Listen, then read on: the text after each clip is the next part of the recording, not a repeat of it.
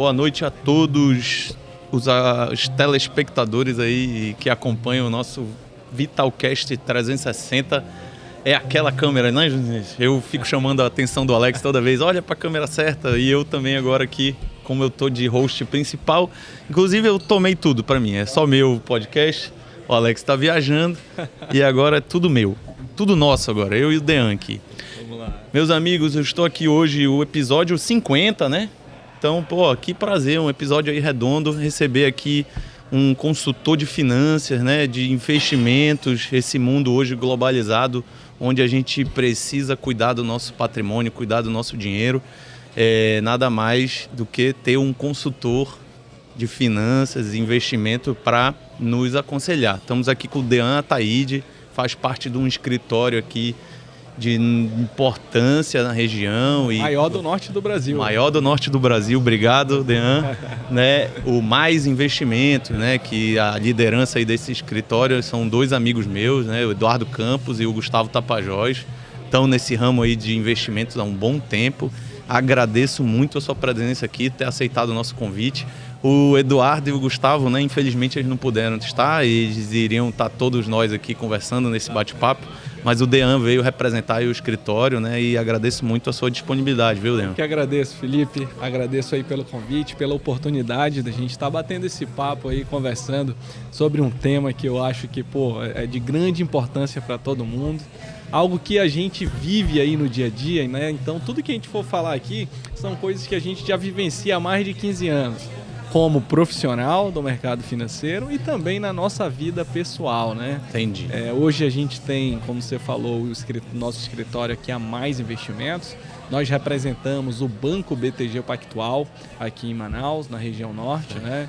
E, Felipe, um número importante é que nós já temos hoje aí mais de 1,5 bi de patrimônio administrados. Então, 1,5 bi? 1,5 bi, exatamente. Isso de investidores, pessoa física, pessoa jurídica, né? O processo desse trabalho que a gente vem desenvolvendo aqui na nossa região aí ao longo desses últimos 15 anos, né? Então, esse 1,5 bi é um número que a gente até leva muito em consideração, porque se você compara com o tamanho dos outros players aqui da região, estou falando até de players como bancos grandes, né? Os grandes bancos comerciais. Bancos tradicionais. Exato, Itaú, Bradesco, Santander, né? A gente chega a ficar no nível de importância entre eles significativa, né? Então, isso aí é uma conquista nossa, de todo o nosso time lá da Mais. Ainda bem que eu sou amigo desses caras ainda, né? Porque com esse tanto aí de dinheiro investido, eu não sei nem se eles vão falar comigo ainda.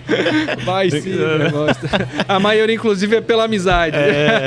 É só porque eu faço churrasco, aí o Eduardo e o Gustavo gostam de mim. Brincadeira, eu queria deixar um abraço aí pro Eduardo Campos e o Gustavo Tapajós, né? Que aceitaram o convite do escritório fazer aqui um podcast com a gente, né? Um podcast importante. Eu tô aqui como um extremamente leigo aqui no assunto, né? A gente que... É uma coisa que a gente sempre fala aqui no podcast, eu e o Dr. Alex, que o médico, infelizmente, na faculdade, a gente aprende só a parte técnica. A gente aprende a ser médico, ponto. Né? A gente não aprende como desenvolver sua carreira, a gente não aprende como fazer marketing do seu produto, né? De como se vender no mundo de hoje. Hoje é muito importante isso. E a gente não aprende a investir, a gente não aprende o que fazer, às vezes, com o nosso dinheiro.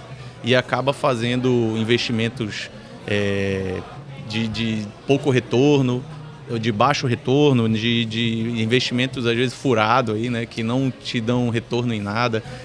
Investimentos muito, muito amarrados, tradicionais, como poupança. Que vai investir, tudo bem que investir em imóveis, dependendo da situação, ainda é um bom negócio, mas a gente não tem muito esse conhecimento. O médico em si, como várias outras profissões, um dentista, um engenheiro, a gente aprende muito a parte técnica e acaba tendo algumas limitações nessa situação. Então, por isso que a gente quis convidar vocês aqui para a gente falar um pouco sobre investimento seguro, por onde começar, como fazer. Eu acho que para quem está assistindo a gente é muito importante saber dar o primeiro passo e também tirar algumas dúvidas que todo mundo provavelmente tem sobre o assunto, né? Fica à vontade, cara. Eu estou aqui para isso, eu estou aqui à disposição. É isso que você falou, doutor, é algo mesmo que a gente vive, é um problema de educação financeira, né? Inclusive, o fato da gente estar hoje, né? Eu tenho um canal também no YouTube, o Dean Talks, né? Onde eu estou postando ali informações e notícias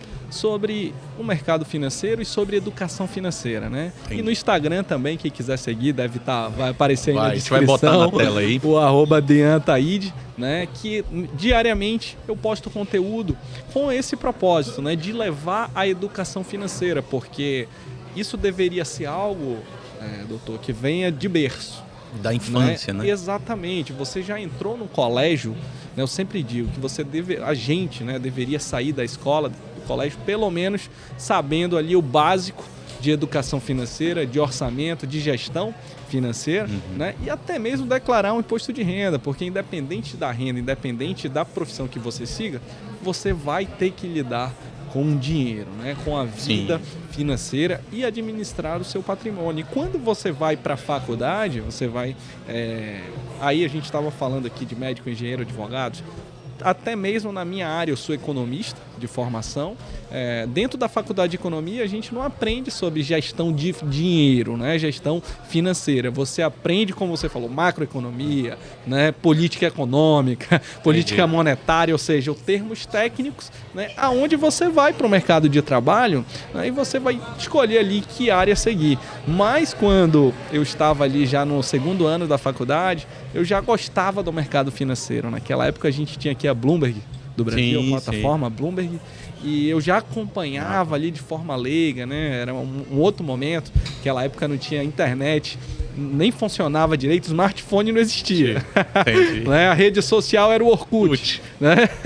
Fotolog. Exatamente. Então, assim, foi ali onde a gente começou a querer estudar, né? Então, a faculdade de economia me despertou para isso. E logo em seguida eu encontrei aí os dois amigos aí, Gustavo e Eduardo, né? Onde a gente começou essa parceria dentro do nosso escritório de investimento. Aí nós fomos aprender na prática, no dia a dia, né, a como fazer planejamento financeiro, a como administrar os recursos dos nossos clientes, né, prestar essa assessoria de investimento, né, montar um plano financeiro estruturado de longo prazo, que a gente vai falar mais detalhadamente aqui. Então, foi na prática, né, foi no dia a dia. Então, o que a gente vai compartilhar aqui são coisas que eu vivencio no dia a dia dentro do escritório, né, atendendo aí famílias, né, grupos econômicos aqui da nossa região, né, como eu disse, tanto pessoa física quanto pessoa jurídica, a da sua vida patrimonial, né? Então tá, né, assim, na verdade não te falei antes, porque para deixar de surpresa aí, né, a gente, não sei se você assistiu algum episódio nosso, a gente tem uma perguntinha que a gente faz para todos os nossos convidados, né? É uma pergunta, eu vou te fazer ela agora. Legal. E você pode responder aí, é uma pergunta bem abrangente, né? Mas é a marca do nosso canal aqui hoje, né? A gente sempre pergunta para os convidados aqui, o que é vital para você, meu amigo? Cara, eu acho que é aproveitar a vida com qualidade junto com a família, né? Então, apesar de a gente estar falando de finanças, de dinheiro, acho que o mais importante de tudo é você ter qualidade de vida, né? E curtir com seus filhos, curtir com a sua esposa. Eu sou casado, tenho 2 filhos, então hoje tudo que eu faço já é pensando neles, né? Já é se planejando para passar para eles uma vida aí mais confortável, né? Então, na minha opinião, o que é vital é estar sempre junto com eles, buscar curtir esse tempo de qualidade junto com a minha família. Beleza, meu irmão, uma excelente resposta. E eu também, que sou casado, tenho 2 filhos, não tem coisa que me traz mais vitalidade do que acordar de manhã e estar ali na presença da minha família, né? Exato. Graças a Deus. Mas vamos lá para as conversas mais direcionadas aqui.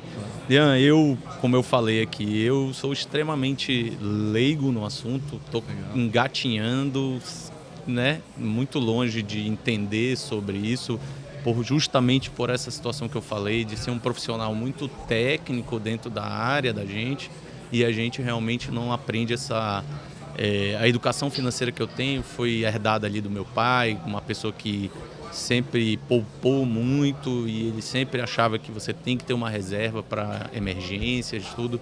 Então eu tenho muito esse pensamento do meu pai de controlar um pouco os gastos. Né? Você realmente só vai gastar se você tiver. Não dá para você gastar sem ter, né? Então, porque ele sempre falava, né? Da onde muito se tira e pouco se repõe, um dia acaba. Então, eu tenho essa educação financeira que me vem de berço aí. Mas tenho muito interesse para aprender a investir mais. Então, o que seria assim, os primeiros passos para um profissional, para um médico hoje? Nosso público é voltado muito os colegas médicos, porque são a maioria dos nossos convidados, né? O pessoal até do mundo da luta também aqui. Quais são assim, os primeiros passos que a gente precisa ter para começar em um investimento seguro? Legal. O primeiro passo é você montar um planejamento financeiro. Né? E quando eu estou falando de planejamento financeiro, é você conhecer de onde vem a sua receita e para onde ela vai. De onde vem, a maioria das pessoas sabe, mas para onde vai, algumas nem querem ver, né? Então isso é uma realidade que a gente vive aí no dia a dia, né? Controlar isso, ter cuidado também com os gastos fantasmas, né? Que são aqueles que estão embutidos dentro do nosso orçamento e a gente não consegue ver na maioria dos casos, né? Você, por exemplo, vou comprar um carro, o médico, por exemplo, ele chega lá no escritório, Dean, até me formei agora. Quero comprar um Jaguar. Vou comprar. Eu ia falar uma BMW, cara. Eu ia até. Que o Alex tem um aí, eu tô zoando com ele aqui. Pois é, né? Então, vou comprar um Jaguar. Vamos lá, Alex. É plantão, né? Ou seja, se eu fizer X plantão, né? X cirurgias ou X atendimentos, eu vou conseguir pagar e tá tudo certo. E o interessante é que você se compromete com aquilo, né? Mas você esquece às vezes de embutir o gasto com IPVA, o gasto com manutenção. Seguro. Então, seguro do veículo, são aqueles gastos que estão embutidos e na maioria das vezes a gente não consegue ver, os gastos fantasmas. Então, tirei o raio-x da minha vida financeira. O cara vai lá no teu consultório se consultar contigo, você pede uma bateria de exames.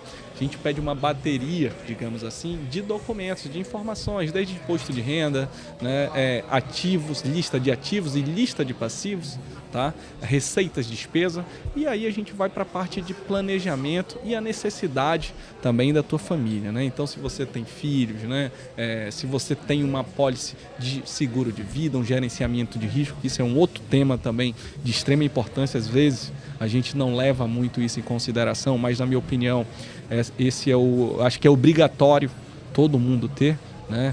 Fora do Brasil já é algo comum, é algo natural. Eu tenho. Mongeral, meu Mongeral. Boa. Não me pagaram nada não, mas eu estou fazendo propaganda deles aqui. Pronto, né? O importante é você estar coberto. É isso. Felipe, né? Então, assim, esse gerenciamento de risco a gente leva em consideração também. Feito isso, cara, aí a gente vai para a parte mais prática, né? Que eu sempre digo que é o se pagar primeiro. Poxa, todo mês ali a gente tem nossas obrigações, aquele boleto que a gente tem que pagar.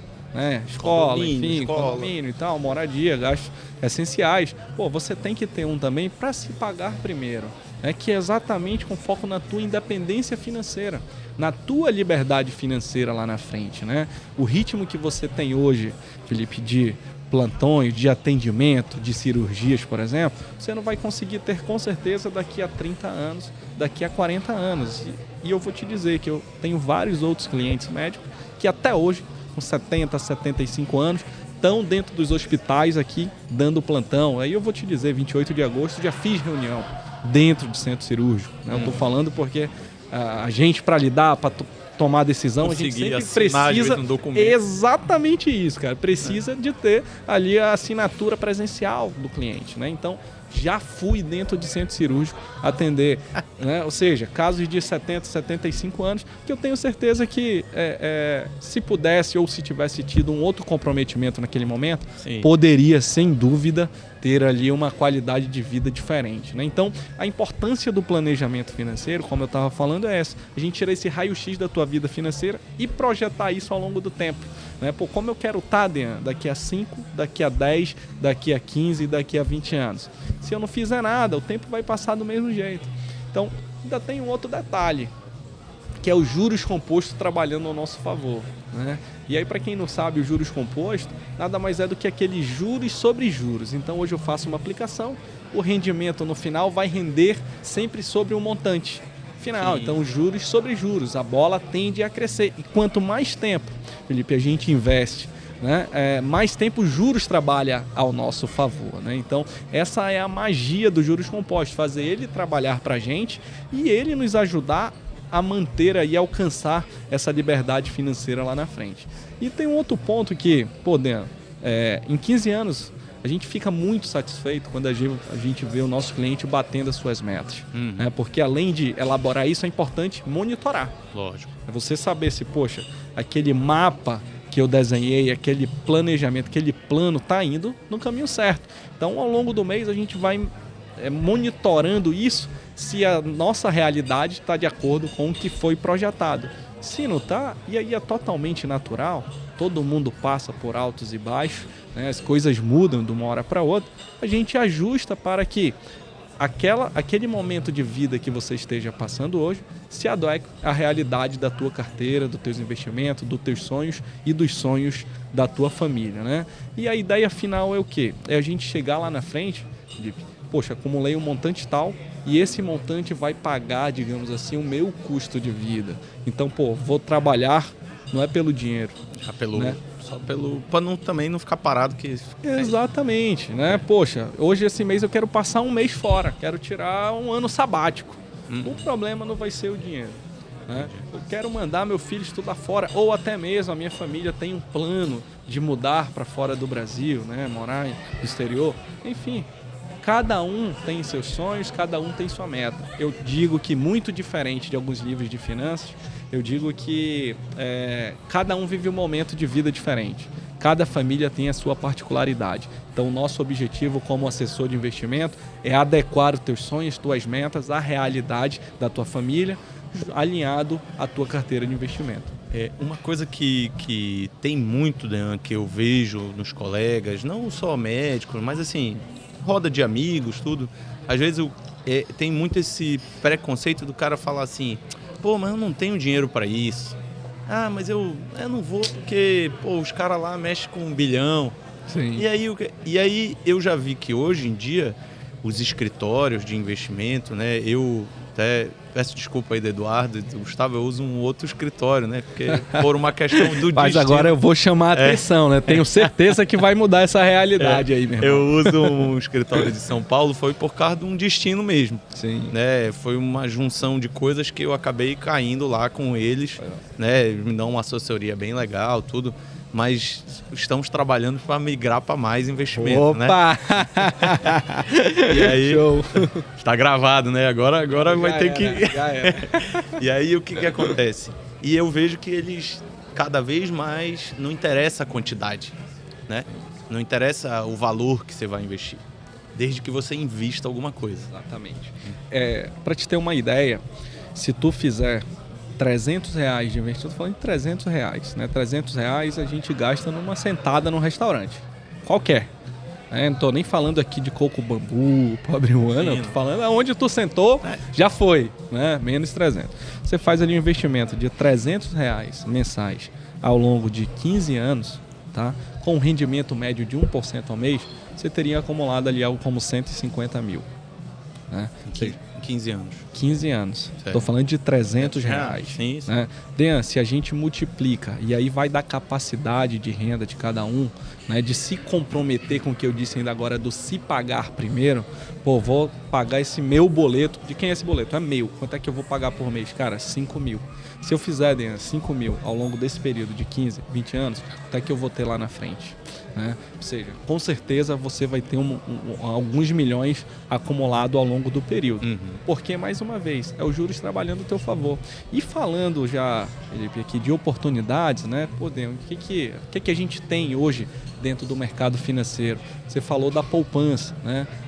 A poupança é algo que a gente veio, né, enraizado aí dentro do Brasil, né? Do Brasil. Nossos pais, minha mãe fez uma poupança para mim. Quando eu fiz 18 anos, ela pegou e me deu a poupança lá da Caixa Econômica. Caderneta. Exatamente, caderneta de poupança. Me deu, mas foi a realidade dela. Sim. Né? Foi como ela aprendeu naquele momento, né? Então, assim, isso já vem na cultura do brasileiro. Você vai para os Estados Unidos, e aí eu vou comparar com o americano porque é o mercado mais desenvolvido, o mercado financeiro mais desenvolvido do mundo, primeira economia do mundo, enfim. Lá Isso já vem de berço, a cultura de investimento já vem de berço. O filho nasce, o pai vai numa corretora nos Estados Unidos, ele já abre uma conta para o filho, né? E começa a comprar ações, começa a investir em treasuries, títulos públicos americanos, fundos, ETFs, enfim, né? Você vê que é uma outra realidade, né? Coisa que ainda aqui precisa amadurecer muito. Quando a gente começou o nosso escritório lá atrás, em 2008, tinham 500 mil CPFs só, Felipe, cadastrado na Bolsa Brasileira, na Bovespa, 500 mil. Hoje já são 5 milhões. E aí você pega 5 milhões sobre uma população de 210 milhões de pessoas, você tem um percentual aí de 2,5% aproximadamente de pessoas investindo em bolsa. Ou seja, 2 milhões e meio, um percentual 2,5% percentual ainda muito baixo frente à população brasileira. Né? O meu não está cadastrado na bolsa. Olha aí. Ó. Quer dizer, eu não sei, deve estar, mas... Pode ser que esteja, né? Enfim, a gente vai analisar isso. E você pega, por exemplo, outras alternativas, que inclusive são os investimentos mais seguros do mercado. Se me perguntar, Dean, qual é o investimento mais seguro do mercado para quem tem o perfil conservador?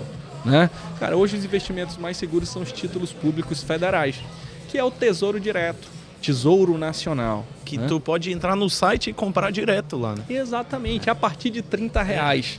Então, assim, não é montante. Não me venha dizer, poxa, eu não tenho. Não, é que você não quer. Você não está dando prioridade para a tua vida financeira lá da frente. E se tu conversar com o teu eu do futuro, né? Pô, pensar como é que eu quero falar hoje, escrever uma carta hoje, né? Do que eu quero para daqui a 10 anos. Daqui a 10 anos tu abrir essa carta e ver o que você fez, o que você planejou, o que você pensava. Algumas coisas você vai dar risada, né? Mas outras, com certeza, você vai lembrar lá na frente. Se você não fizer nada, o resultado também não vai ser nenhum. Mas então não é montante, né? É importante começar e dar o primeiro passo, né? Como é que eu dou o primeiro passo? Tenho dificuldade. Cara, hoje você tem diversos profissionais, né? A gente tem esse conteúdo aqui, por exemplo, aí no YouTube, você tem nas redes sociais, né? Muita gente falando sobre o tema, diversas pessoas aí com milhões de inscritos, até materiais gratuitos, Felipe, né? Sim. Gratuito, com boa informação. Inclusive tem um próprio curso até da própria Bovespa, né? O cara se inscreve lá, é pago, lógico, mas assim, que é um cara, tu vai lá, o cara se inscreve num curso da Bovespa, faz o curso para poder se inteirar um pouco do assunto, tudo. É porque eu acho que assim, tem muita gente que, quando fala em bolsa de valores e investimento, pensa naquele cenário de filme, né? Aquele bando de gente gritando com o telefone, uns papelzinhos voando. Exato. Era assim mesmo. Inclusive o Gustavo trabalhou no Pregão Viva Voz. Ele ficava lá negociando, comprando, né? O Gustavo já das antigas. Gustavo é novinho, pô. Um menino. Rapaz, ele trabalhava lá diretamente lá no Pregão Viva Voz. E hoje em dia a internet veio para popularizar tudo isso, o acesso. Né, cara? Não, hoje você abre uma conta, se eu quiser abrir uma conta do BTG agora eu entro aqui, 5 minutos. Dados, tal, mandam 2, 3 documentos, eles vão verificar, porque hoje o banco de dados das pessoas estão aí para ser verificado também, e em 10 minutos você está com uma conta de investimento aberta. Exato. Né? Então não dá para você reclamar. Você que está assistindo a gente aí, pare de reclamar, comece a investir. E como ele falou, você pode começar com R$30 no Tesouro Direto Nacional. E, enfim, tem um mundo de investimentos aí possíveis, né? CDBs e letras de crédito imobiliário, fundos de investimentos, títulos do Tesouro, né? E eu queria dar até uma dica para os telespectadores aqui do Vitalcast, tá? Que lá dentro do próprio site do Tesouro Nacional, você acessa lá preços de títulos e simulador, né? Você vai conseguir fazer simulações, projeções. Eu acho isso bacana, porque você coloca lá quanto eu quero aplicar por mês, qual o prazo que eu quero, ou até mesmo, cara, eu quero ter R$1 milhão. O que eu tenho que fazer hoje ao longo desse período para alcançar esse 1 milhão lá na frente? Então você começa a brincar com os números lá, e o Tesouro Nacional, que eu disse, são os investimentos mais seguros que tem dentro de uma economia. Ele já mostra o que você tem que fazer e todo o passo a passo. Entendi. Eu tirar uma dúvida aqui, que era uma dúvida que eu sempre tive quando eu comecei, apesar de estar engatinhando aí, quando eu comecei a pesquisar sobre isso, comecei a ter acesso e tal. E aí os consultores me mandam mensagem, doutor, tem esse. Aí eu falava assim, cara, e como é que esses caras ganham dinheiro, pô? Como é que o escritório, como é que o consultor financeiro tira o seu rendimento? Porque às vezes o cara pensa assim, não vou botar porque esse cara aí vai investir lá no negócio, vai dizer que o dinheiro foi embora e ficou com o meu dinheiro. Tem esse bando de coisa que a gente vai entrar nos assuntos polêmicos já sobre isso aí. Mas como é que o consultor e como é que os escritórios têm o rendimento, né, o trabalho, né, deles? Eles saem da onde essa situação? Essa é uma pergunta interessante, Felipe. E a gente recebe isso, é comum a gente receber isso até mesmo em reunião com os nossos clientes, né? E eu gosto muito da transparência e deixar isso bem claro, tá? A gente ganha sobre o montante que a gente administra. Então, como eu comentei aqui, nosso escritório tem mais de 1,5 bi sobre gestão. A gente ganha um percentual sobre a taxa de administração desse recurso todo. Hoje, nós temos um mandato de distribuição do Banco BTG Pactual. Então, quem nos repassa esse percentual é o BTG. Então, investir lá no Fundo de Investimento do Tesouro Nacional. Fundo do Tesouro Nacional, ele tem uma taxa de administração. Então vamos supor que essa taxa é 0,3 ao ano, tá? Então, desse 0,3, o BTG nos repassa um percentual sobre o montante dos clientes que a gente tem alocados lá, né? Então, por que existe? Por que faz sentido a nossa estrutura hoje? Porque nós temos um volume muito alto, um montante muito grande. Porém, a gente recebe um percentual pequeno sobre tudo aquilo que a gente administra, né? O investidor consegue ver essa conta, consegue ver esse número. Na verdade, quando o fundo divulga o rendimento, divulga ali a rentabilidade dele, já está descontado todos os custos, taxa de administração, né? Que é o quê? É o trabalho do gestor desse fundo. Né? O gestor ele tem uma equipe de economistas, uma equipe de analistas que toma ali as decisões, analisa um cenário, né? E ele cobra o custo dele exatamente da taxa de administração e divide com a gente aí um percentual dessa taxa de administração. Então, esclarecendo aí, né? O consultor ou o escritório, ele não fica com o seu dinheiro. Né? Ele não está ganhando, ele ganha a taxa de administração. Perfeito. Do montante do dinheiro que eles administram, né? Então é uma dúvida que eu acho que as pessoas às vezes têm, eu tinha inicialmente. E assim, Felipe, quanto mais você rentabilizar o seu capital, mais aumentar o seu montante, muito melhor pra gente, porque a gente, como eu disse... Ou seja, vocês querem que os clientes de vocês ganhem dinheiro. A gente quer que você nos indique, a gente quer aumentar o nosso relacionamento, fazer outros negócios, né? E aumentar a nossa base de clientes, né? Hoje nós somos o maior da região norte do Brasil, há mais investimentos. Fomos o maior escritório do Brasil quando a gente representava uma outra corretora aqui em 2014. Nós éramos o maior escritório de agentes autônomos do Brasil. É mesmo, cara? Legal. Chegamos Sabia a ser não? maior, ganhamos prêmio, enfim, a nível nacional, né? E hoje o Sudeste cresceu muito, né? Rio de Janeiro, o Sul, São Paulo, cresceu bastante. Muitos escritórios se consolidaram, né? A cultura também, como eu disse, vem mudando pela estatística do número de pessoas buscando alternativas de investimento. Cresceu muito, isso fez com que os escritórios de lá ficassem maior. Cara, numa visão geral, assim, isso para a economia do país, essa mudança de comportamento, essa mudança de cultura, né, do cara passar a ser um investidor, tudo. O que afeta nisso em ponto positivo, né? No geral, assim, tua visão sobre isso? Assim. Na verdade, só tem benefícios, né? O desenvolvimento do mercado financeiro, né? Ele é uma mola propulsora do crescimento econômico. Quanto eu tenho mais participantes, mais agentes dentro do mercado, maior a chance disso funcionar. Primeiro, tá? Uma empresa. Por que uma empresa ela abre capital? Por que ela vai negociar as ações dela na bolsa? Essa é uma pergunta interessante. Ela vai lá porque ela quer buscar recursos, quer buscar dinheiro para fazer o negócio dela crescer. Ela tem algumas formas de se financiar. Ela vai no banco pedir dinheiro emprestado, que a gente sabe que as taxas são altíssimas, ou seja, o custo de capital muito alto, né? Ou ela tem a alternativa de buscar novos sócios, novos parceiros para o negócio dela. Então eu vou chegar lá, Felipe, vou te dar uma pequena parte do meu capital social, que é uma ação. Uma ação nada mais é do que uma pequena parte do capital social. E aí, se o meu negócio crescer, a gente vai dividir o lucro. E se der errado, a gente vai dividir o prejuízo. Tudo né? proporcional. Justo. Proporcional à quantidade de ações que você tem participação naquele negócio. Então, qual foi o custo de eu captar o teu recurso dentro do mercado?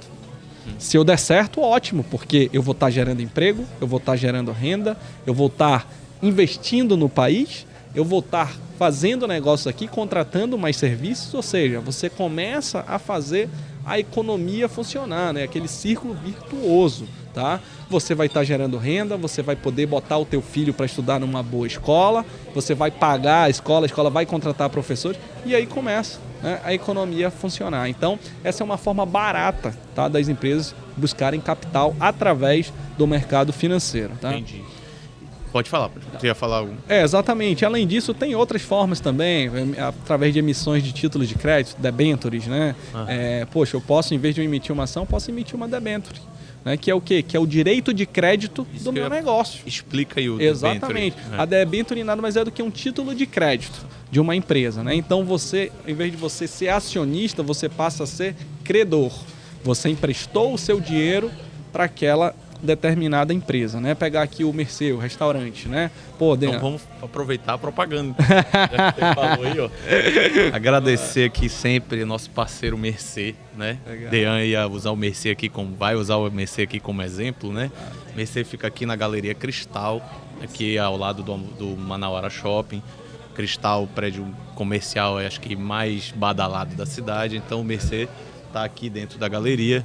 Comida excelente, drinks excelentes também e um espaço maravilhoso aqui, bem aconchegante. Então, nossos amigos aí que estão assistindo a gente podem vir aqui no Mercê, desfrutar aqui do ambiente, que estão sempre de portas abertas para o nosso Vitalcast, né? Então, a gente agradece muito, Restaurante Mercê.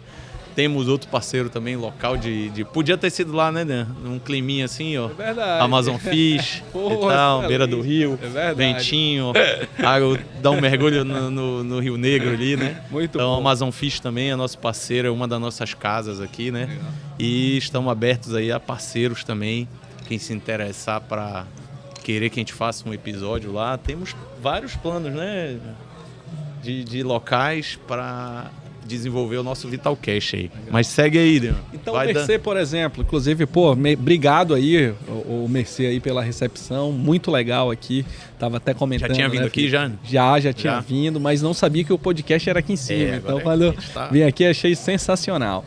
Então o Mercê tá precisando de recurso. Então ele, cara, vou trazer, vou emitir um título, que é a minha segurança, é um contrato que eu tô fazendo, né? Com investidores para eu investir no meu negócio, abrir novos restaurantes, abrir franquias, enfim, fazer o negócio acontecer. E aí eu te prometo pagar uma taxa.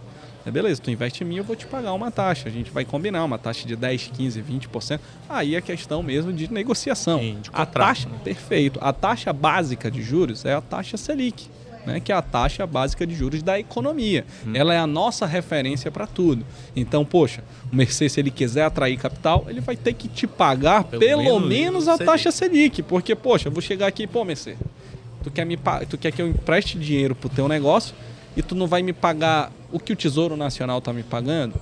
Eu te empresto, mas eu vou querer um prêmio de risco em cima disso. Né? Me paga 14, me paga 15, que eu entro, 15% ao ano, tá, gente? Eu tô falando aqui que eu entro no negócio junto contigo. Né? Qual é o risco dessa operação, o risco de uma debênture? É o risco da empresa. Se a empresa não der certo, você obviamente não vai conseguir, não vai ter recurso para te pagar, né? Então, existem diversos títulos aí, a gente falou de debênture, falamos aqui das ações, né?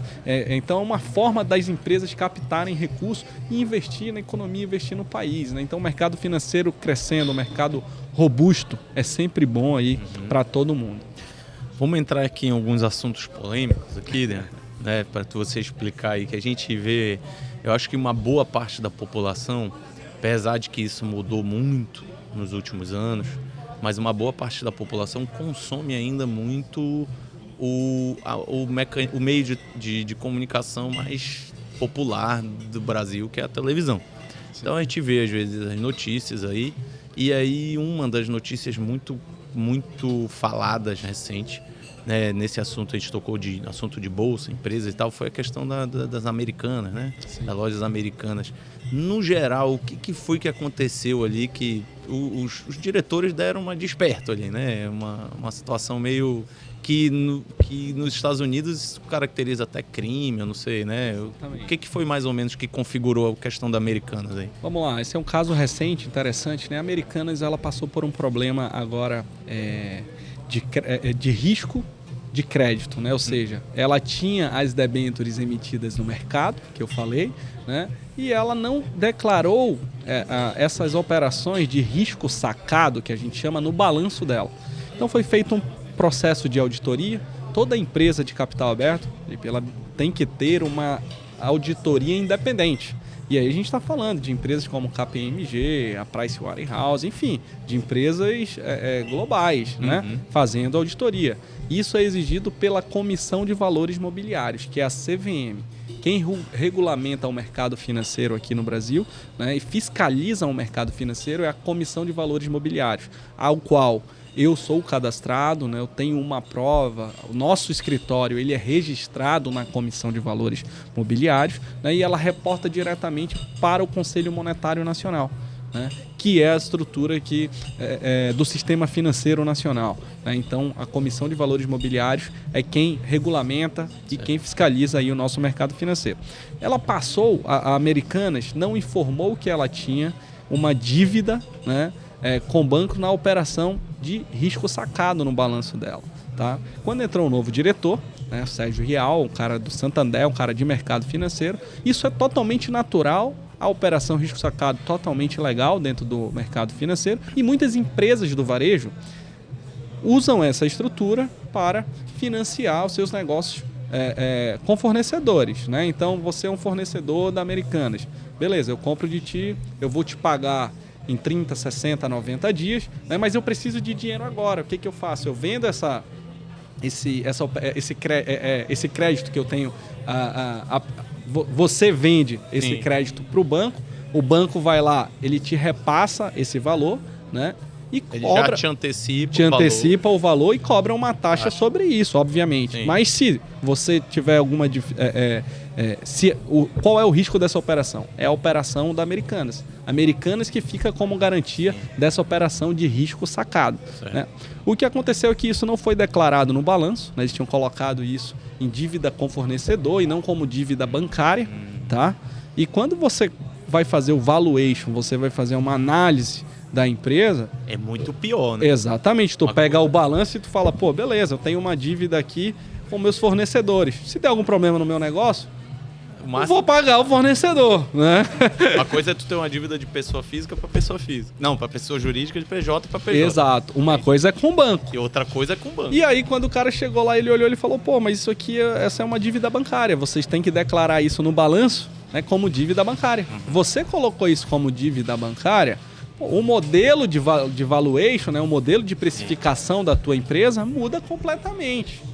E quando ele descobriu isso, a Americanas, que estava negociando no mercado a R$15, chegou a negociar R$1 cada ação. Né? Então você tem uma expectativa completamente diferente. Né? E até hoje tá o desenrolar aí dessa questão. Muitos bancos emprestaram, a gente está falando aí de Bradesco, Santander, Itaú, o próprio Banco BTG também tinham créditos. Muitos fundos dentro do mercado financeiro, Felipe, tinham essas debêntures das lojas americanas, ficaram negativos, tá? Fundo de renda fixa ficou negativo exatamente, porque a debênture é um título de renda fixa. E quando você tem essa dificuldade financeira e não consegue pagar o credor, não consegue pagar as pessoas que você prometeu que ia pagar um determinado valor, esse título é desvalorizado, marcado a zero no mercado. E isso aconteceu com vários fundos de renda fixa. Inclusive, se você tiver investimentos dentro em qualquer banco, né, qualquer lugar, seja no Nubank, Itaú, Bradesco, enfim, olha lá, porque o fundo de renda fixa que você tem pode ter sido afetado. Cara, engraçado que eu tô aqui conversando sobre essas coisas, eu tô me sentindo no filme lá, no filme, adoro esse filme, cara. Assisti várias vezes lá o Grande Aposta, né? É um filme que você olha e fala, mano, esse filme aqui, essa conta ficou cara, porque tem tanto ator famoso nesse filme que foi da quebra de 2008, né? 2008, foi a quebra da bolsa imobiliária lá, da bolha imobiliária lá dos Estados Unidos, né? E aí eu tô aqui me sentindo no filme aqui. Pô, inclusive, além desse filme, A Grande Aposta, tem o livro também, né? A Grande Aposta do Michael Berry. Quem não assistiu esse filme, A Grande Aposta, agora sim, você vai assistir uma vez, você vai ficar assim, ó. Quem não é da área, né? Se o cara fica, hã? Cara, não tô entendendo nada. E é engraçado, a melhor sacada dele aí, que eles, quando chega um termo técnico, assim, aí eles pegam um ator super famoso, ou uma atriz bonita dessa, e botam eles pra explicar. Aí tu não sabe se tu olha pra atriz, se tu olha se tu tenta entender o que a mulher tá falando, o cara lá, e tu fica, pô, é um filme fantástico. Exatamente. Quem gosta desse ramo...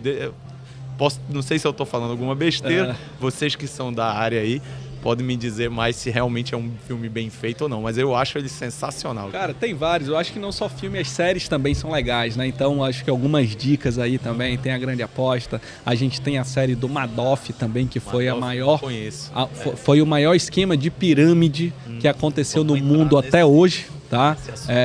Exatamente nos Estados Unidos também, então tem lá no Netflix, né, o Madoff, a gente tem lá o Billions também, que é sensacional. Só que o Billions envolve já a questão política e judiciária lá.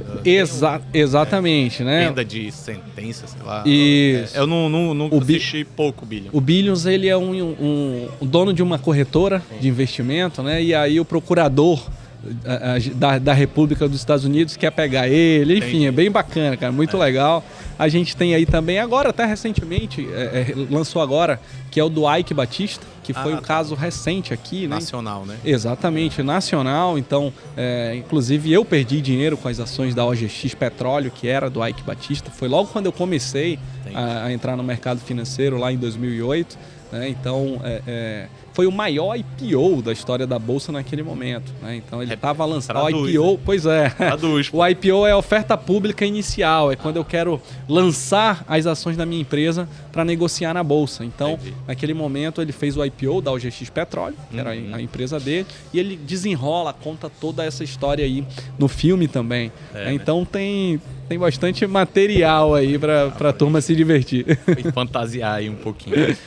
Dean, você falou aí no negócio das criptomoedas, né? Um dos motivos da gente fazer esse episódio foi porque recentemente saiu aí em todos os telejornais, e engraçado que a mesma notícia que estava dando no telejornal de notícia mesmo, estava dando nos canais de esporte, né? Então, os canais de esporte aí estavam noticiando a mesma notícia, que não é tão comum. Eu, como um bom palmeirense, acompanhei um pouco dessa história, né? E aí eu vou pedir para a gente abordar um pouquinho sobre esse assunto das criptomoedas, né? O tema, né, que eu estou falando foi um possível golpe ali que um dos jogadores do Palmeiras sofreram, né? O Gustavo Scarpa e o Mike. Em que envolvia um outro jogador, né? O William Bigode lá, né? Uma empresa de investimento que o William tem e tal. Eu, inclusive, já sofri uma perda em criptomoedas também, por uma falta de... Naquele assim, no oba-oba, né? Vamos botar ali, que ali não sei o que, dá certo, negócio de day trade, tu compra cripto e vende e tal. Então, perdi um dinheirinho. Longe de ser milhões, era milhinhos, né? Não eram milhões, eram milhos pequenos. Não tenho milhões, estou longe dos milhões ainda. A brincadeira deles foi grande, né? A deles foi grande. Então, falando de criptomoeda, de pirâmide, o que uma pessoa que está pensando em entrar nesse meio, o que ele tem que prestar atenção, o que seria uma pirâmide, né? Eu acho que isso tem vários casos no Brasil, o rei do Bitcoin. Eu fui o cara lá de Curitiba, lá, o Mercado Bitcoin.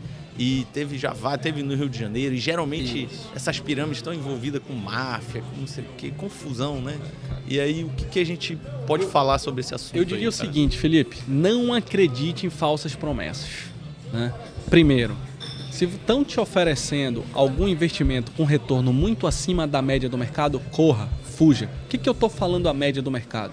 Né? É a taxa básica de juros, tá? É a taxa Selic, é o CDI, tá? Então, Dean, quando eu fizer um investimento, o que eu vou me basear? Cara, sempre o CDI, que é o Certificado de Depósito Interbancário. Quanto é que está isso hoje? Em torno de 13,75, tá? Que ele tem como lastro ali a Selic, 13,75% ao ano. Que aí dá próximo de 1 ponto alguma coisa. Exatamente. Se eu transformar isso em mês, a gente está falando em média de 1,1 de rendimento em investimentos de renda fixa conservadora. 15% no mês. 5%. Dean, vou te dar 10%. Cara, foge disso que não tem almoço grátis, Felipe.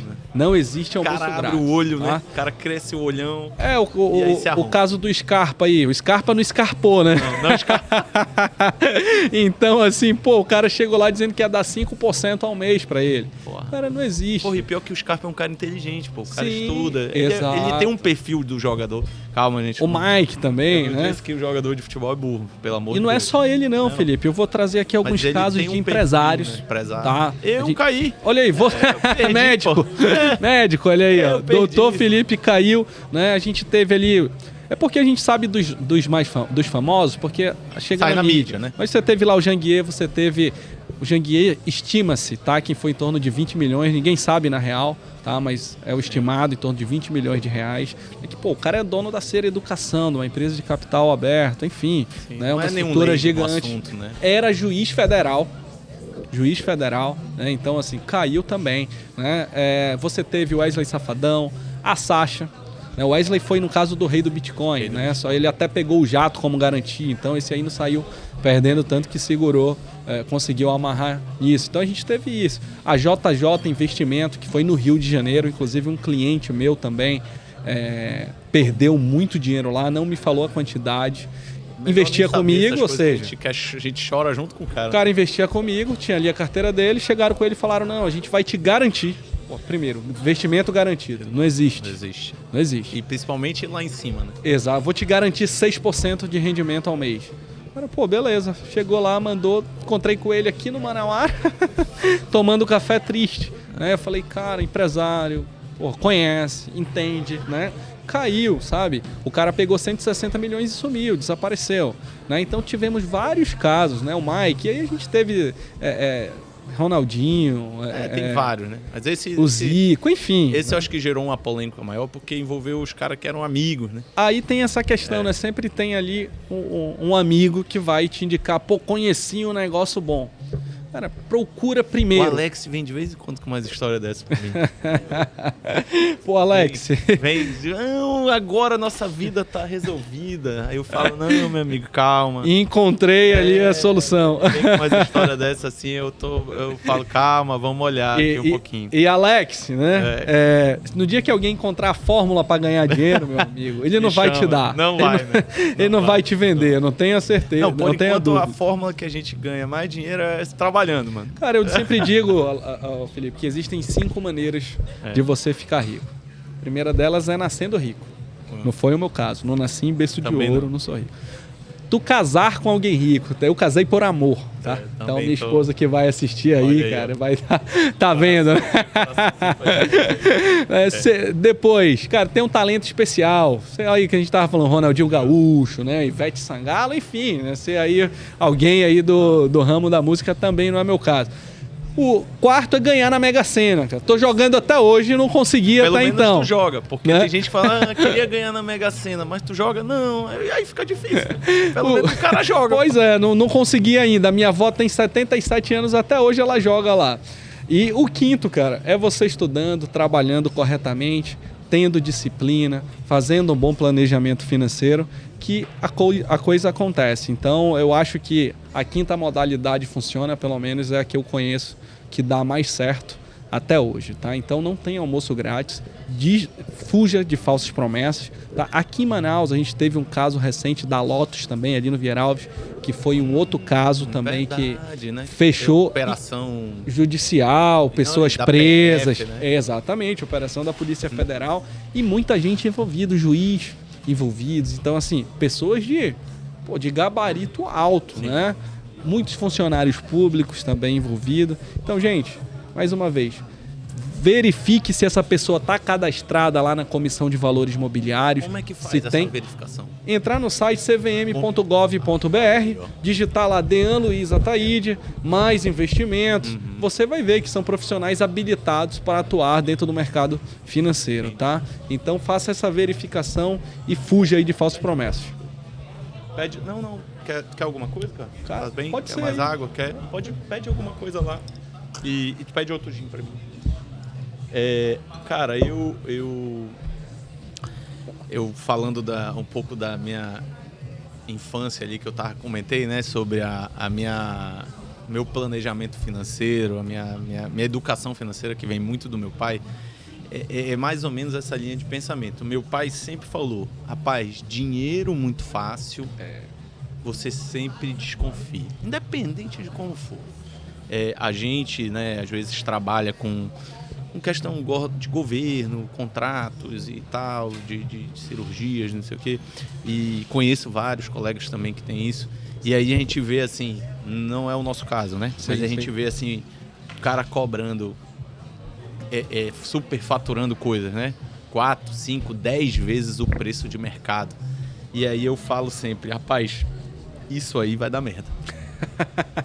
Quando você está dentro de um padrão onde você cobra o que é pelo menos aceitável, né? Então a chance de dar algum problema é muito menor, né? Então eu acho que as pessoas, a ganância, eu acho que uma boa parte desse...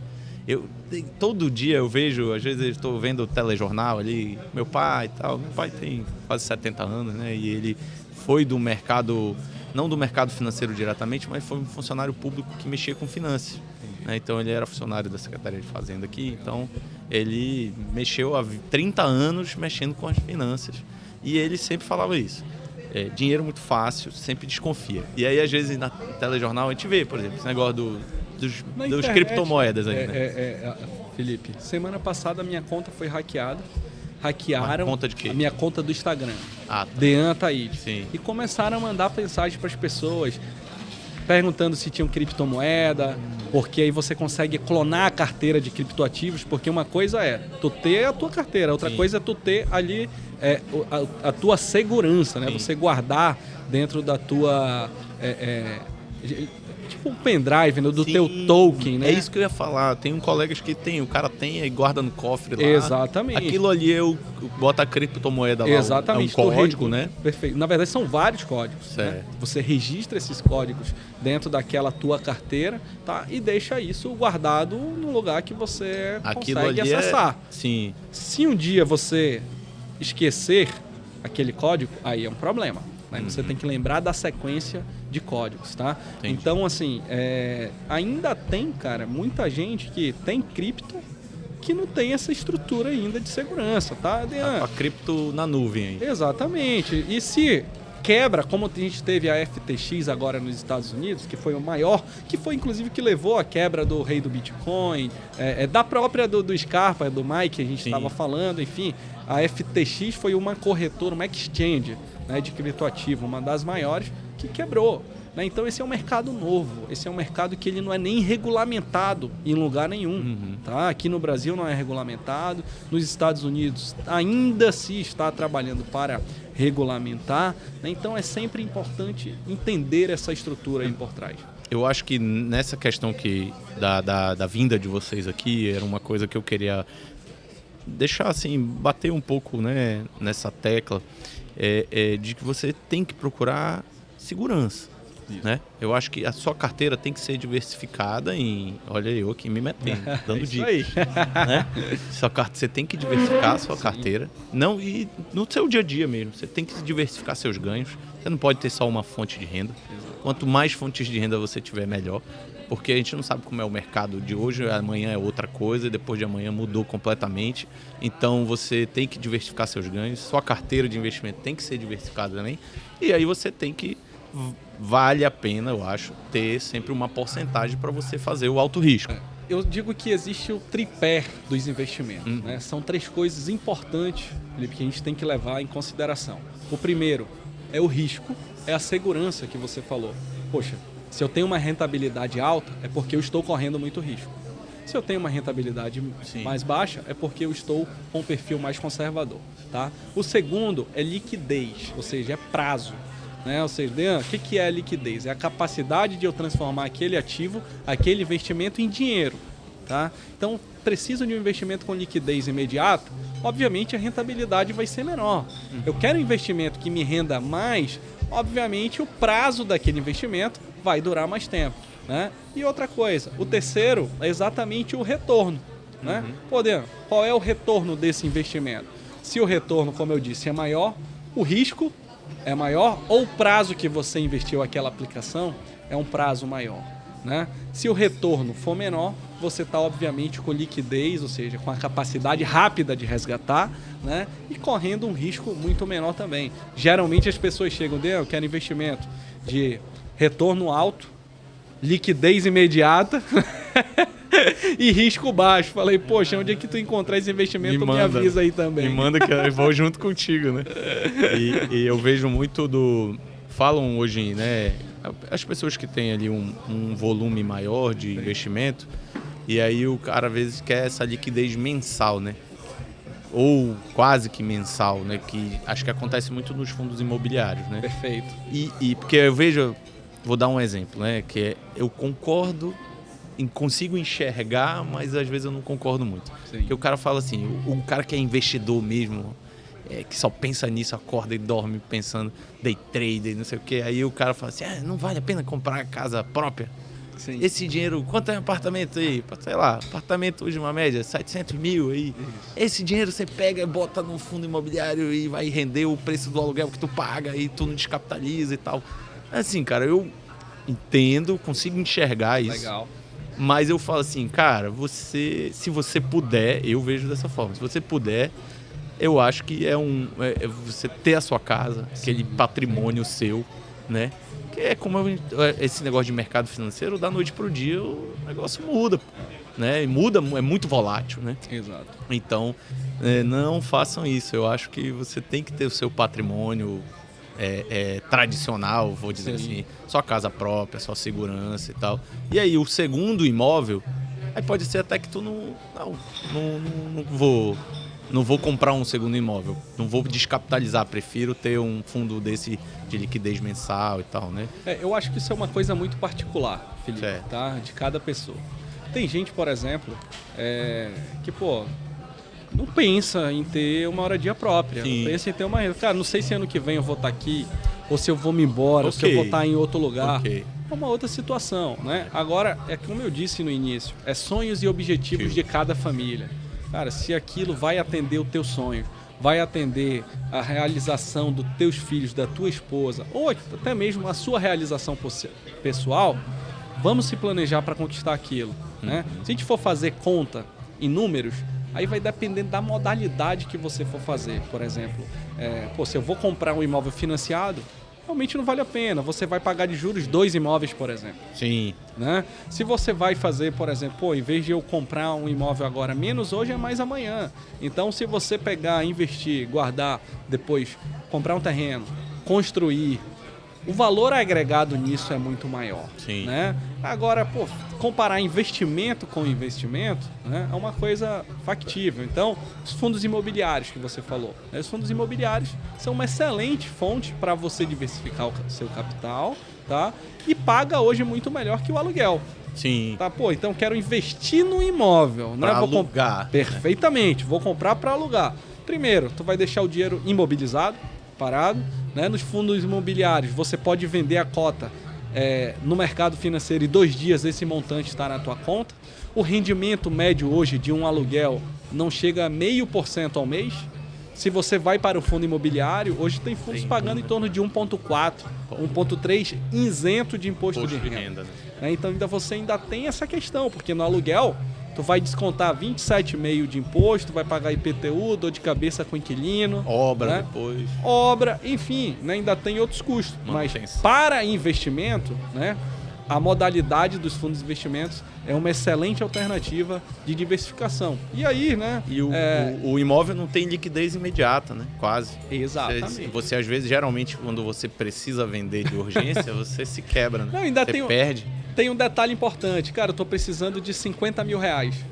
Né? Pô, tu tem um imóvel de 500. Porque tem muitos casos de famílias que têm uma quantidade de imóveis muito grande, ou seja, uma carteira de ativos imobilizados, tá? E tem pouca liquidez. E às vezes, quando ocorre um evento de o patriarca morrer, do gerador de renda morrer, o cara tá lá com 5 milhões em imóveis e não consegue resolver aquele inventário, por exemplo. Inclusive, eu vou convidar você para assistir o nosso episódio aqui, que a gente trouxe o Dr. Thiago, um advogado. Perfeito. E ele desse mercado, né? Mandar um abraço aí pro Thiago. Planejamento sucessório. Planejamento sucessório. A gente teve um episódio aqui sobre isso. Eu vi cara. Esse investimento.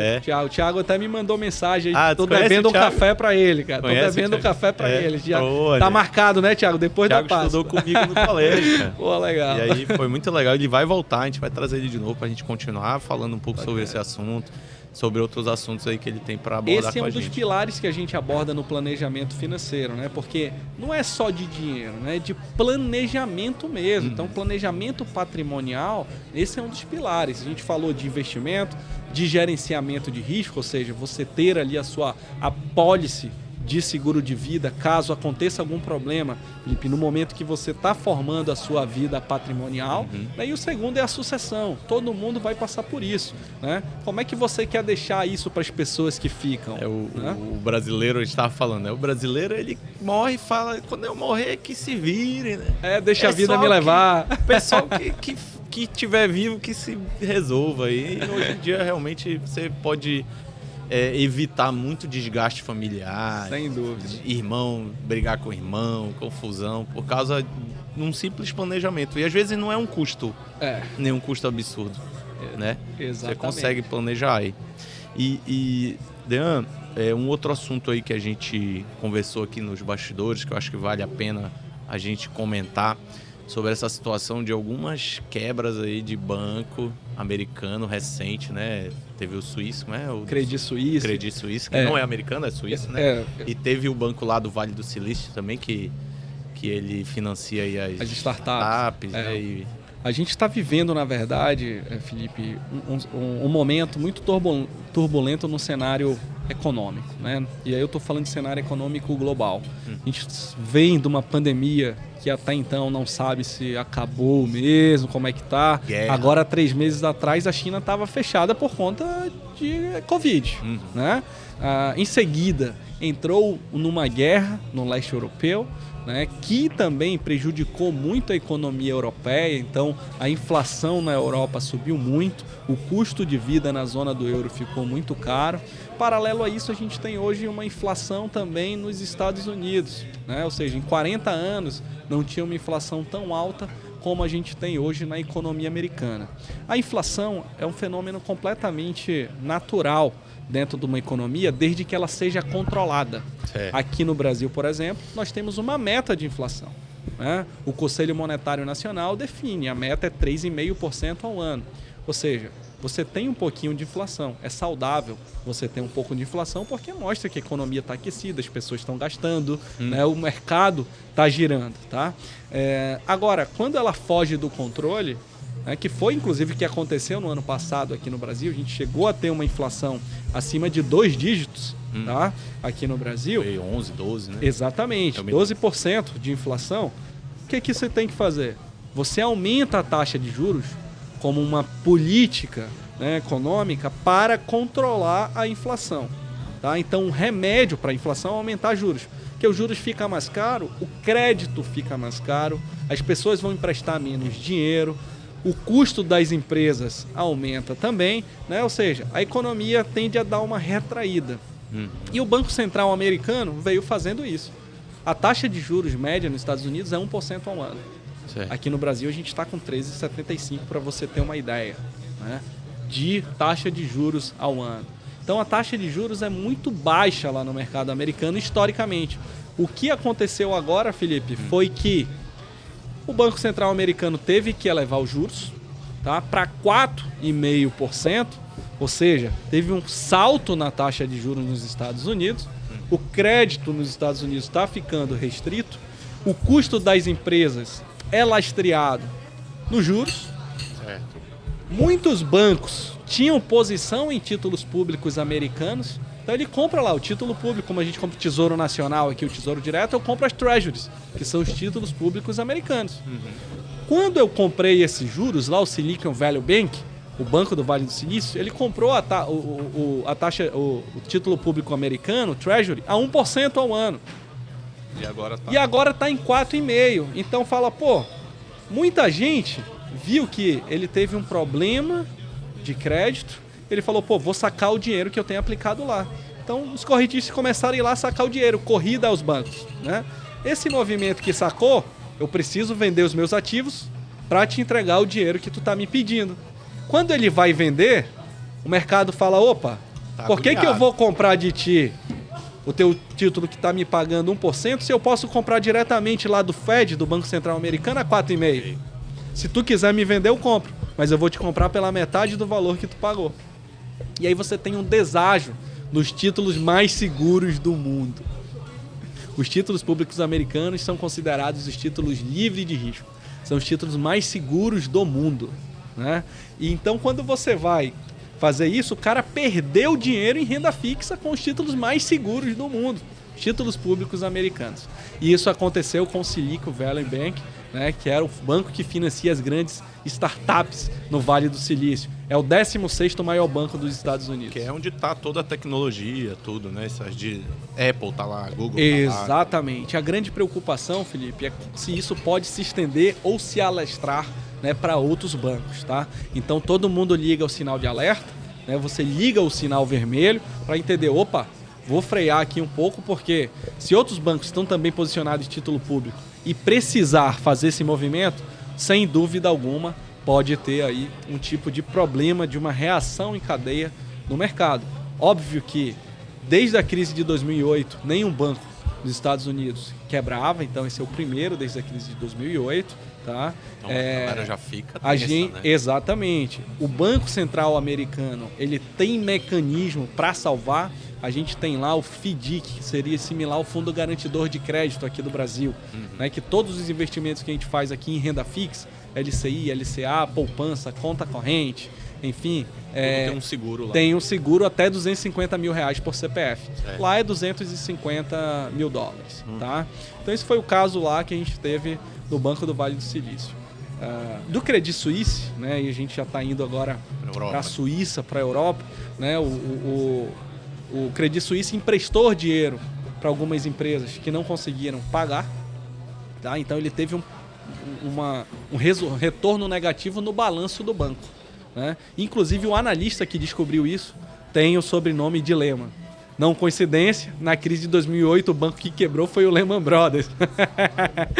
Mas tivemos aí, hoje inclusive, tá, o Banco Central Suíço dizendo que vai injetar dinheiro para salvar o grande aí Credit Suisse. O maior acionista do Credit Suisse é o Banco Árabe, tá? Então os sauditas falaram que eles não iriam aportar dinheiro para salvar o banco.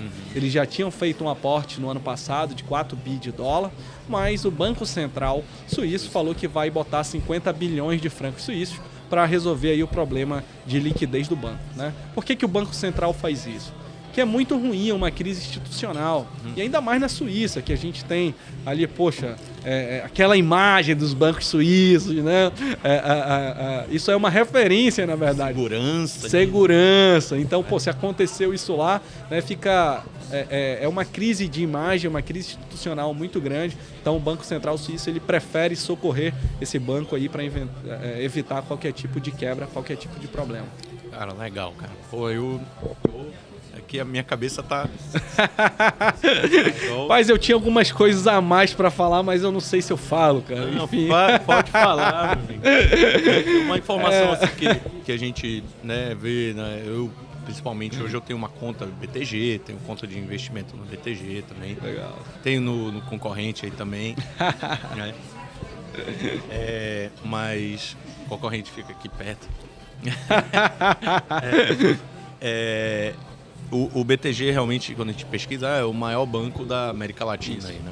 O mais banco digital, como é que é? Banco de investimento. Banco de investimento. O BTG ele é o maior banco de investimento da América Latina. Porque você tem lá os bancos... A sede é onde? É? São Paulo, né? Na Faria Lima. A gente tem uma estrutura também nos Estados Unidos, né? Em Nova York. Tá? Então o BTG opera tanto na Europa também, em Londres, enfim. Mas a sede do banco é um banco brasileiro, né? Inclusive, um antigo sócio do BTG é o UBS Pactual suíço, UBS, né? O Pactual foi vendido para o UBS antes da crise de 2008. Né? O UBS comprou por 4 bilhões de reais o Pactual, né? E quando veio a crise de 2008, o UBS teve problemas, tá? Então ele precisou liquidar alguns investimentos que ele fez. E aí olharam para a América Latina, porque o cara não olha Brasil, ele olha América Latina, ele olha América do Norte, né? Ele olha assim, o gestor, né? Entendi. O gestor. Então o suíço falou, cara, vamos liquidar logo essa operação aqui da América Latina. E ele chegou com os antigos sócios que tinham vendido o banco por 4 bi, falaram, olha, a gente quer vender o banco, vocês têm interesse? Aí os antigos sócios falaram, temos, mas a gente paga 2. Eles pegaram, recompraram um banco, aí virou o BTG, Back to the Game, né? O BTG Pactual, né? É isso mesmo? É zoando. Não, a turma fala que é isso, né? Que é o Back to the Game aí, né? O BTG Pactual. Então os antigos sócios recompraram, tapa de luva aí. Fizeram a gente chama um trade de venda, operar vendido, vende por 4 e compra por 2, tu ganha a diferença, né? Então, o BTG hoje é o maior banco da América Latina, a gente está com eles aí desde fevereiro de 2019, né? Eu entrei um pouquinho depois ali na operação, em outubro de 19. Cara, hoje a gente tem, né, uma estrutura e um relacionamento muito bom com o banco, a gente é totalmente confortável com a política e o gerenciamento do banco, né? Às vezes é um pouco chato até a questão de diligência, de processos, de análise. A gente que quer gerar negócio, quer fazer as coisas acontecer, até fica um pouco chateado, mas no final do dia a gente vê que isso é uma questão de segurança, é uma questão de comprometimento com o balanço do banco. Credibilidade, tá? Então hoje aí entre os maiores, né, a gente é o maior banco de investimento da América Latina. Legal. Mas fala aí, tu queria falar alguma polêmica aí? Fica à vontade aí. Na verdade, cara, a gente vê aí um cenário hoje, né, um cenário um pouco esquisito, tá? O primeiro, a gente vê aí o Banco Central americano numa sinuca de bico, porque se ele aumenta a taxa de juros, ele prejudica a economia, ele aumenta o grau de alavancagem das empresas que estão com crédito no mercado, então as empresas vão ficar com uma dívida mais alta e do outro lado a gente vê o Banco Central tendo que elevar os juros para controlar a inflação. Então hoje o grande tema do momento é exatamente qual será o direcionamento do Banco Central americano, né? Essa é a pergunta de $1 milhão. Ele vai aumentar mais a taxa de juros para controlar a inflação ou ele vai tentar ver ali o ponto de equilíbrio para não prejudicar o nível de alavancagem das empresas nos Estados Unidos? Tá? Esse é um ponto. Uma dúvida rapidinho, né? O Banco Central americano, ele hoje, a situação dele é semelhante ao... Quer dizer, o nosso é semelhante ao dele nessa questão de independência? Sim. Porque hoje está uma polêmica grande no nosso Banco Central aqui, de ser independente de governo, tudo, ter as decisões próprias, né? Exato. No governo Bolsonaro, o Banco Central conseguiu ter aí a independência. Hoje está sofrendo uma pressãozinha aí. É um Banco Central independente até então, né? O atual presidente, Roberto Campos Neto, fica no mandato da presidência do banco até 2024, tá? O novo governo tenta ali baixar os juros justamente para voltar a incentivar a economia, né? E a situação é similar. Será que ele vai baixar os juros no momento que a nossa inflação também está fora do controle? A inflação está acima da meta.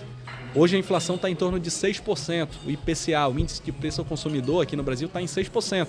A meta, eu disse antes, é 3,5%. Mas a gente tem um limite de 1,5% para cima ou 1,5% para baixo. Pode oscilar. Ou seja, o limite é 5%. Né? A gente já está em torno de 6. E vale ressaltar, Felipe, que esse mês a gente teve a oneração no preço dos combustíveis, né? Voltou... Então vai aumentar a inflação. Exatamente. Em fevereiro já teve uma inflação de 0,8. Agora em março, que passou a valer a partir de março, a gasolina saiu em torno de R$5, 4 e pouco, para 6,50, né? Você tem um impacto direto na inflação, no custo de vida da população. E eu falo que inflação alta, ela prejudica até quem não tem carro, né? Para o combustível, na verdade, combustível em alta prejudica até quem não tem carro, porque você vai ter um custo de logística mais alto, né? Você vai receber mercadorias no supermercado mais caro e o preço tende a aumentar. Então, uma inflação alta, os juros no Brasil aumentou para controlar exatamente a inflação, que está na casa de 2 dígitos, como eu comentei anteriormente. Então, o Banco Central ele fez o dever de casa e o Banco Central brasileiro saiu na frente do Banco Central americano. Na verdade, no Banco Central de vários outros aí mundo afora, tá? Então isso é até uma grande conquista aí do presidente Roberto Campos Neto aí do Banco Central. É engraçado que você falou sobre isso, né? Mas a mídia tradicional, sendo um pouquinho polêmico só aqui, né? A mídia tradicional tentando vender de que o aumento do combustível não afeta a vida do trabalhador, de baixa renda e tal. Pelo amor de Deus, gente. É aquela conversa para boi dormir, né? Porque o carro do ovo, que passa lá na periferia vendendo ovo, vai vender o ovo mais caro. Porque o carro do ovo precisa de gasolina para andar, pô. Perfeitamente. Então vai ficar mais caro o ovo, vai ficar mais caro tudo que gera as coisas para chegar no supermercado, para chegar no bairro, precisa de transporte. E o transporte, na maioria das vezes, vai envolver o combustível.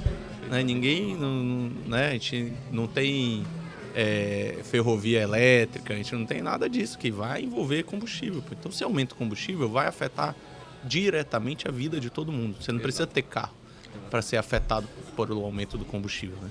O outro ponto, Alex, que eu ia... Felipe. O Alex está dormindo, sabe?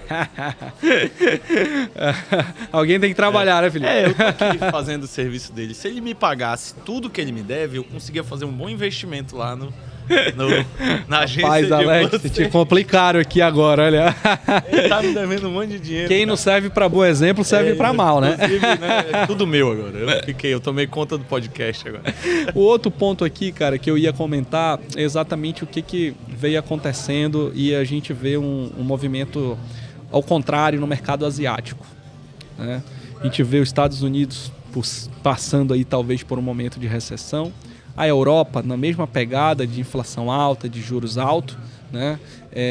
E a gente vê a China com uma política expansionista, ou seja, querendo crescer, né? Voltou ali, estava em lockdown, estava fechado, voltaram agora e agora eles querem crescer, eles querem incentivar o crescimento mundial, né? Não acredito muito em teoria da conspiração, mas às vezes tem algumas coisas que fazem sentido. O maior detentor de títulos públicos americanos é a China. Eram os chineses. Antes da pandemia, a China vendeu boa parte dos seus títulos públicos americanos. Liquidou, eles venderam e transformaram isso em dinheiro. Né? Em seguida, a gente teve um vírus saindo de Wuhan, na China, que criou-se aí uma pandemia a nível global, que todo mundo sabe e viveu isso. Né? E depois você vê ali os chineses talvez alinhados com os russos, né? E agora você vê o mundo todo sacudindo com inflação alta, com problemas econômicos gravíssimos, né? E a China querendo crescer. Então, enfim, né? Fica a reflexão. Mas isso aí, meu amigo. Pô, Dean, eu... Né, aqui minha cabeça funcionando em vários aspectos para o que fazer amanhã, né? O que eu posso melhorar e planejar para o meu futuro, né? Legal. E eu espero que todo mundo que esteja assistindo hoje possa ter tido esse tipo de insight aqui. Bacana. De querer se interessar. Eu acho que é muito importante isso, você planejar seu futuro, né? Planejar sua carreira, independente da profissão, né? E você ter essa questão de uma segurança financeira, né? Você ter um respaldo ali, você poder dar uma segurança financeira para sua família, para seus filhos. Então, eu acho que nos dias de hoje você tem que consultar um profissional, né? Procurar se inteirar desses assuntos financeiros, porque eu acho que é essencial, é vital na sua vida você planejar. Você não pode... Um outro ensinamento que o meu pai falava: você não pode viver como se fosse morrer amanhã. Você tem que pensar na sua frente. Então, eu tive uma educação financeira, né? Graças a Deus, meu pai sempre foi muito pé no chão nesses aspectos.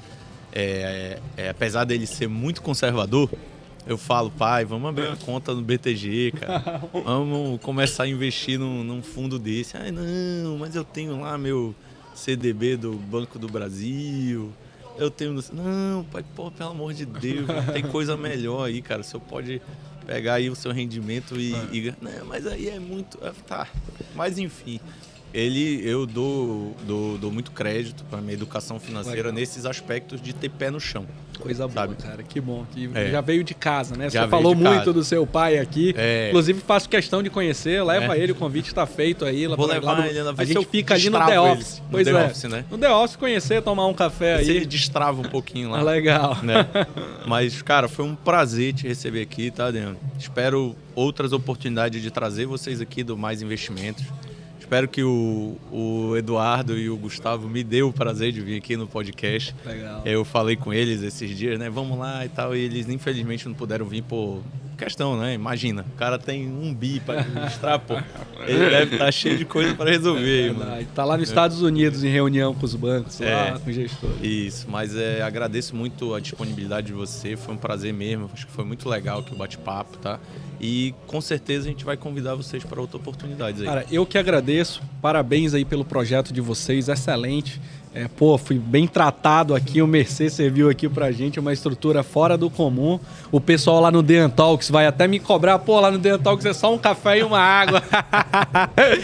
Enfim, um dia a gente chega aí nessa estrutura e, cara, e no que depender da gente para falar aí sobre investimento, economia, planejamento financeiro, conte com a gente. Eu falo que a nossa missão é ajudar as pessoas, é um propósito, na verdade, de contribuir com a educação financeira do nosso país, Felipe. Cara, eu esqueci de tocar nesse assunto, a gente vai falar agora. O Mais Investimentos tem um projeto social, né, cara? Legal, eu fiquei cara. sabendo, eles, né, a gente tem um grupo de casais, Legal. né? Os casais, Gustavo com a esposa, Eduardo com a esposa, mais os outros amigos, né? Eu e minha esposa, a gente tem um grupo de casais que a gente combina um jantarzinho, vai na casa de um, vai na casa do outro, né? Geralmente eu tomo uns vinhos muito bons lá na casa dele. Na minha, mais ou menos, mas a gente quebra, dá pra quebrar o galho. Mas aí eles, né, comentaram esses dias sobre o projeto social do Mais Investimento. Fala aí um pouquinho nesse final. Legal, cara. Eu acho isso fundamental a gente falar sobre isso, né? Vital, eu diria, porque essa é a forma da gente devolver um pouco para a sociedade, para a população, um pouco do que a gente conquistou, né? Principalmente vindo aí dos demais sócios, né? Não só o Eduardo, o Gustavo, mas o Denis, o Léo, então, também são sócios nossos lá no escritório, né? Muito do lado social, né? Então a gente criou o Mais Solidariedade, que é um projeto que a gente já trouxemos aqui junto com o Banco BTG na crise, mais de 50 cilindros na crise do oxigênio, né? Aqui para Manaus, né? O BTG de pronto nos ajudou, a gente trabalhou aí com toda a logística para trazer isso para cá, né? A gente tem um projeto também junto com o Rotary, então o Instituto, que inclusive o pai do Eduardo, o seu Roberto, né, atua lá de forma muito presente, e atualmente a gente criou o primeiro título de capitalização social digital do Brasil, para ajudar, Felipe, uma instituição de caridade aqui, é o Abrigo Coração do Pai, né, que ele abriga crianças de 0 a 13 anos em situação de vulnerabilidade, né? Então o Abrigo Coração do Pai fica ali no Japim, né? Toda a arrecadação que a gente faz desse negócio é diretamente doado para o Abrigo Coração do Pai, né? Então são crianças aí abusadas, crianças abandonadas, cara, nas mais diversas situações que a gente imagina, né? Eu, pô, tenho 2 filhos, fui lá, meu irmão, tu chora da entrada à saída, porque tu começa a imaginar aquilo com os teus filhos, enfim, uma situação bem complicada. E a gente conseguiu, né, fazer esse projeto com eles. A gente estudou, fez um estudo de diligência, de auditoria junto com o abrigo. Eles tinham, das 5 instituições que a gente elegeu aqui, ele foi o único que passou em todos os quesitos de contabilidade, de gestão, né? Então foi apto aí pelo nosso time de diligence para receber os aportes que a gente vem fazendo. Então, esse é um projeto que está crescendo bastante, a gente pensa em expandir. Nós também já ajudamos um time de futebol de crianças também na região de Marília, em São Paulo, né? Enfim, outras ações sociais, né? O próprio Eduardo aí, o Dudu, todo o aniversário dos filhos dele, ele arrecada alimentos e vai e doa no próprio carro dele, enfim, pra galera, em vez de pedir presente, pede isso. Boa, né? Então é algo que já está mesmo na cultura do nosso negócio. Vou deixar aqui então à disposição também a gente, aqui eu e o Alex, como médico oftalmologista, né? Legal. Quem sabe fazer algum tipo de ação para as crianças lá, tá? Eles precisam de todo o suporte, cara. Vou sugerir também um projeto que é muito próximo da gente aqui também, que são o projeto Jovens Embaixadores. Legal. É um projeto de 2 colegas nossos, né? Que envolve o jiu-jitsu amazonense, né? O Eduardo é praticante de jiu-jitsu. Quando ele era faixa... Quer dizer, ainda é faixa preta. Né? Exatamente. Já peguei alguns sacodezinhos do Dudu, né? Mas acho que hoje em dia não vai estar dando não, Dudu. Pouca gente sabe. A casca que engrossou agora. Eu era faixa azul na época, ele já era preta. Já. Peguei uns mais peias dele. Mas Jovens Embaixadores é um projeto de dois colegas aqui, do Guilherme Torres, que ele é o subdelegado, né, geral hoje em dia do Amazonas, e o Cândido Neto, né, que é advogado também e tal.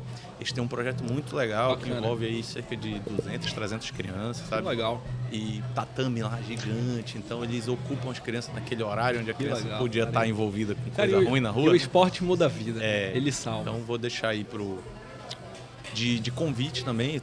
Não é nem meu negócio, mas eu tô falando aqui. Não, fica à vontade, cara. Então, Dudu, convidado sou eu. Dudu e o Gustavo, se quiserem saber um pouquinho mais, com certeza eles estão de braços abertos para expandir o projeto. E quem quiser conhecer mais a nossa estrutura, entra lá no Instagram, @maisai, tá? O nosso site, www.maisai.com.br, né? Nos procura aí no Instagram, tem o Instagram também da Finis, né? Da nossa empresa de consultoria de planejamento patrimonial, enfim, né? Ou me segue aí no Instagram, que a gente está sempre também postando conteúdo e informação. Beleza, gente. Isso aqui foi mais um episódio do Vitalcast. Quero agradecer aí a todos os nossos parceiros, agradecer a presença do Dean Ataíde, tá? É muito legal o bate-papo aqui, cara. Tô super empolgado. E agradecer ao Restaurante Mercê aqui, na Galeria Cristal, tá? Agradecer a nossa produção e agradecer também o Dr. Alex, com certeza daqui a pouco ele já deve ter me mandado mensagem para saber como é que tá aí. Agradecer a todo mundo. Obrigado por mais esse episódio. Vou deixar um abraço aí para todos. Eu que agradeço, meu irmão. Quero mandar um abraço aí para todos os teus telespectadores aqui do Vitalcast. Gente, curte, compartilha, comenta aí que a gente está à disposição. Valeu. E aí, meu irmão?